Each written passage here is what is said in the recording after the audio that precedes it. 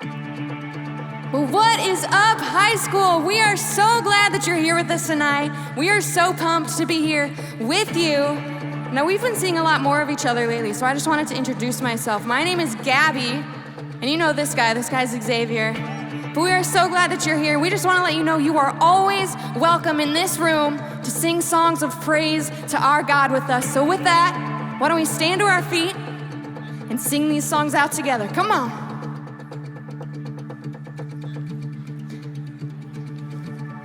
There is no shadow that has ever overcome your light, and there is no rival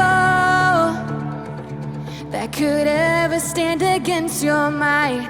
You've always been with us. Every battle you've already won. Oh, we've already won. Hey, come on.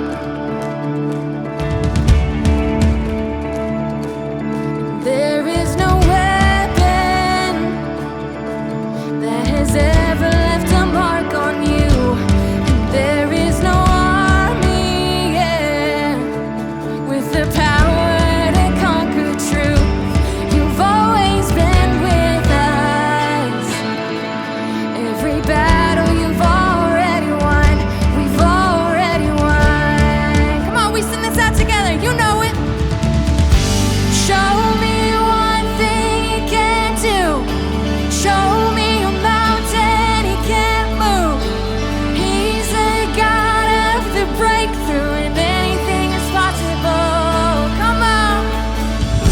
Show me one thing that's too hard. Show me waters he can't part. He's the God of the breakthrough, and anything is possible. It's possible. Yeah. But there is a kingdom that's advancing at the speed of light, and in his kingdom, every dead thing is bound to rise. Oh God, our Redeemer, he is faithful to revive. Oh, he will revive. Yeah, come on, we say. Show me one thing he can't do. Show me a mountain he can't move. He's the God of the breakthrough, and anything is possible. We believe it. Show me one thing that's too hard. Show me waters he can't part. He's the God of the breakthrough, and anything is possible. It's possible. Come on, let's put our hands together.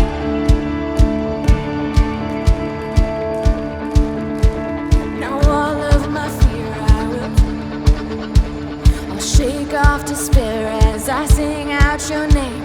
A victory dance, I will dance out in faith. I will crush disappointment and break every chain. Oh, all of my fear I will turn into praise. I'll shake off despair as I sing out your name. A victory dance, I will dance out in faith. Crush disappointment.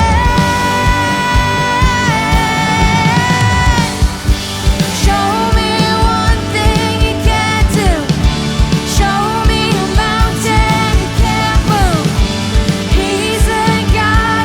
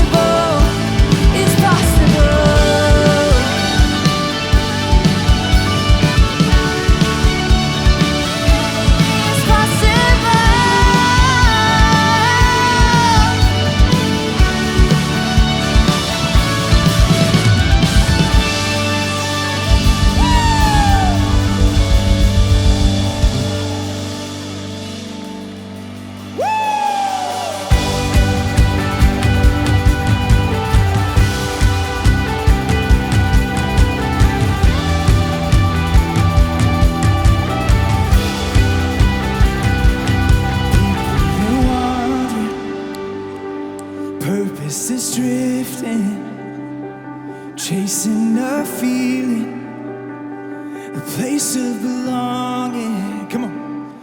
A place we can let go of all of the shame that we borrow. 'Cause all of the searching has led us to one thing. What's his name? Yeah. Jesus is calling out. There's a seat at the table. Lay your burdens down. Lay them down. 'Cause heaven is getting louder now. We're singing with angels. Can you hear the sound? Somebody jump!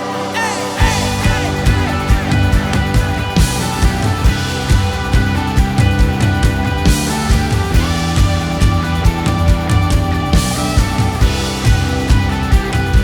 The soul is changing, peasant to prince in the making. Your presence gives worth to our dreaming. A God dream is better than scheming. Sing it. So riches and status we're leaving. The world's got nothing I'm needing. 'Cause the maker who came up with breathing is bringing us into his kingdom. Yes, he is. Jesus, he's calling out. There's a seat at the table.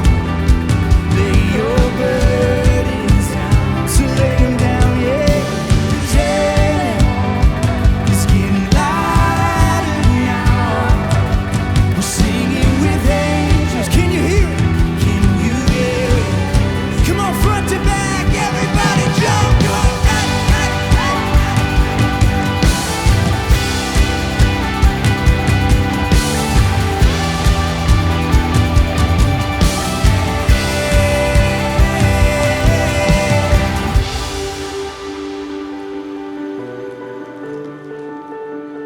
Can you hear the sound?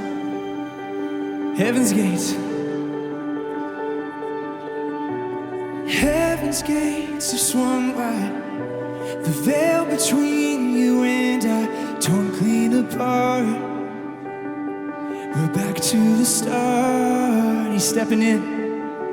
You're stepping into this space to bring us out of our graves, back to your heart. Oh, back to the start. Come on, yeah. Heaven's gates have swung wide. The veil between you and I torn clean apart. We're back to the start. Yeah, you're stepping into this space to bring us out of our graves, back to your heart, back to the start. Let's go. Jesus, he's calling out. There's a seat at the table. Lay your burdens down. Lay them down, lay them down. 'Cause heaven is getting louder now. We're singing with angels. Can you hear? Last chance, come on, everybody. Let's go. Hey.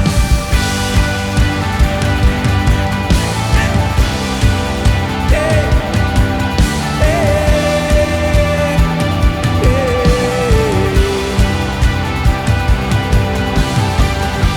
Students, can we make some noise tonight? Come on. It's getting loud in this place. Students, you guys are awesome. Thank you so much for singing with us. You guys may make your way back to your seats.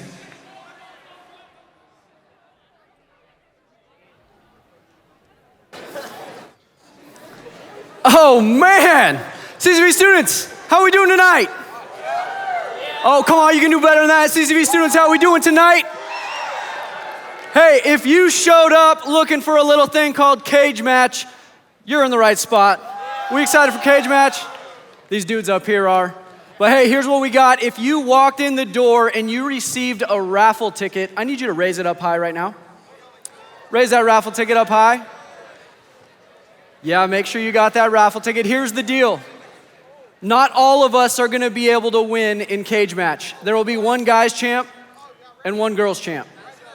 But every single one of us with a raffle ticket right before the championship game are gonna have a chance to win a legit prize. You might win some AirPods, maybe a JBL speaker, maybe a sweet gift card. So, hold on to that raffle ticket, put it in your pocket. You will need it when we head out to the fields after tonight's message. Speaking of the message, we've been in this series, Ephesians, where we've been looking at the book of Ephesians written by Paul, and we've been spending 1 week on each chapter.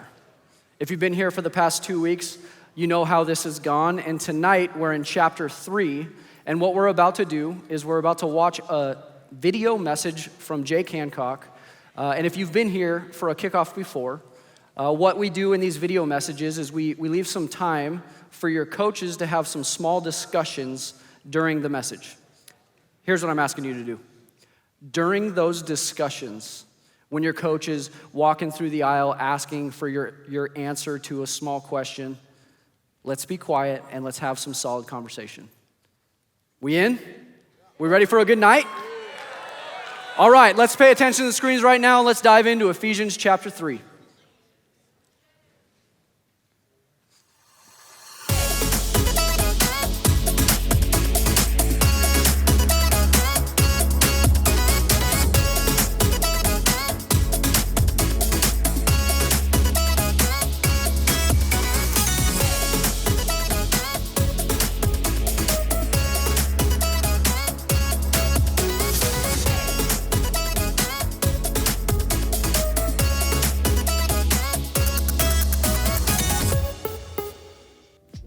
Okay, guys, what's something that you just won't shut up about? Like, what's something you care so much about that you need to tell everybody? For a while there, all my dumb friends wouldn't shut up about the Suns because they were so good, and they died. They lost, so it was fine. But they felt like they needed to tell everybody how awesome the Suns are. And to be honest, I feel like it's happening all over again with the Cardinals, and it's stressing me out. Everybody feels the need to tell me about how good the Cardinals are. But I do this all the time too, whether it's a new show I really like or a new song I really like, whether it's a hobby that I'm into. I've already admitted begrudgingly before that I like board games like more than what's normal. I have so many of them in my house that when someone talks to me and wants a recommendation, I will give them to you. I'll let you borrow the games. And what happens is when we really like something, when we really value something, when we really care about something, oftentimes we don't shut up about it. So, question for you, to the person next to you, what can't you shut up about?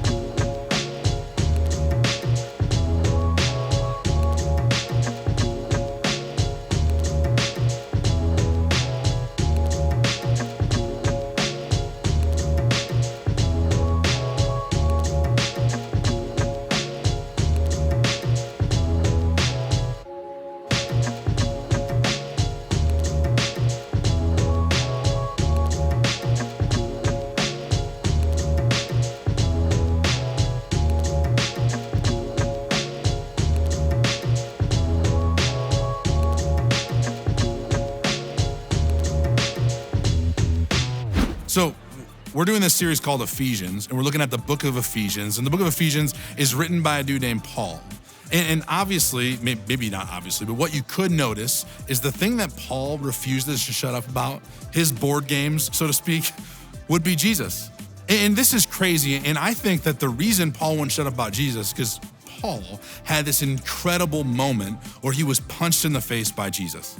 See, before Paul was Paul, his name was Saul. And so he doesn't get a lot of points on creativity when he switched his name, but it's a thing. So when he was Saul, not Paul, before Paul, he was Saul. And when he was Saul, what he did, his job was to go around and persecute Christians, persecute people that believed in Jesus. And he was feared universally at the time when he was Saul by Christians.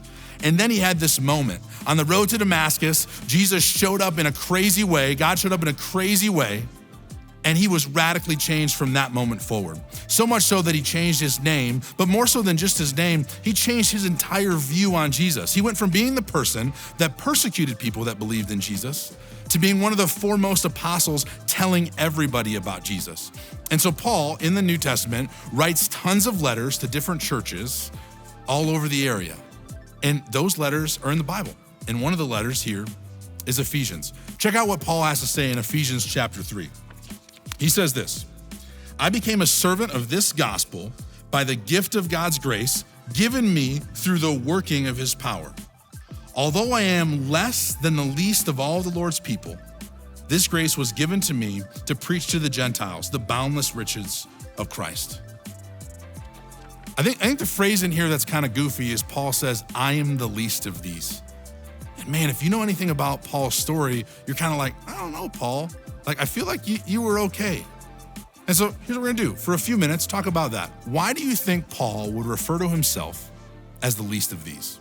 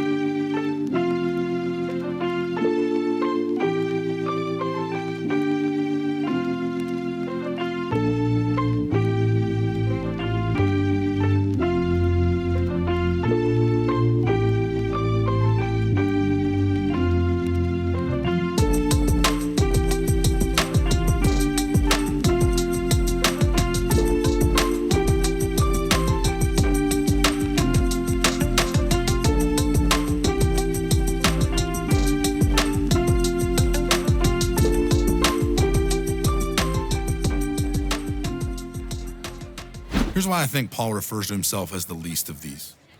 I think for Paul, it's a constant reminder of how much that he needs grace. I think sometimes for us as Christ followers, it's easy to forget how much grace we actually need. We think our life's doing pretty good. Oh, I follow all the rules. I go to church every weekend. I respect my parents. I care for people around me.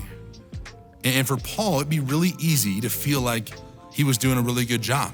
He was leading all these churches. He was bringing so many people in to know who Jesus was. He was telling his conversion story. And because of his story, other people were choosing to follow Jesus.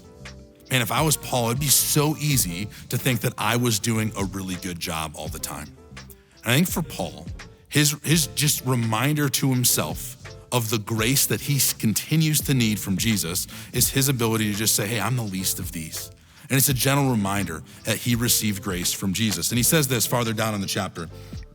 He says this, in him and through faith in him, we may approach God with freedom and confidence. Here's my question to you. Do you feel like you understand the grace that you have? We talked about this last week. And do you feel like you have that grace? And because you have that grace, do you feel like you can approach God with freedom and confidence? Talk about that in your group.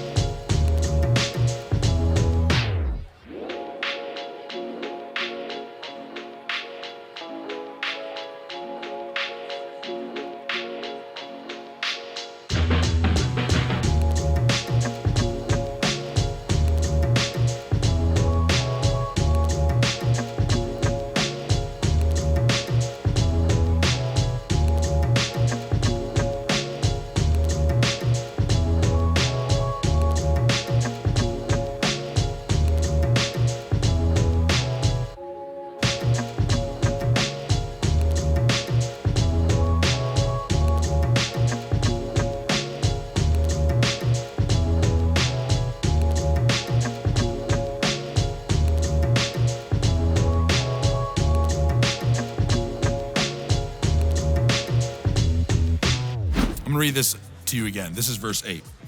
Although I am less than the least of all the Lord's people, this grace was given to me to preach to the Gentiles the boundless riches of Christ. Here's what Paul understands. Paul understands that the grace that he has been given has given him the encouragement to realize that he has an open and free relationship with Jesus. And because of that, he realizes his purpose. He realizes the thing that he can't shut up about, and that's telling people about Jesus. Paul has urgency. He has motivation. He's been filled with just energy and passion to go tell everybody about Jesus. And my question for you is, as a Christ-centered difference maker, do you have that passion? Does the knowledge of the grace, of the thing that Jesus gave to you, the thing that you are given even though you don't deserve it, does having that knowledge of grace inspire you on the daily to go be Jesus to other people, to never stop talking about him? Man, imagine what we could change if that was our motivation. Imagine how our ministries can be different, how our small groups could be different. Imagine how our families and our friends could be different if we had the same urgency that Paul had. I'm gonna end with this verse in Ephesians 3. It says this, "Now to him who is able to do immeasurably more than all we can ask or imagine, according to his power that is at work within us, to him be the glory in the church and in Christ Jesus throughout all generations, forever and ever." Man, students, the God that we serve can do so much more than we could ever even imagine. Let's have the urgency of Paul.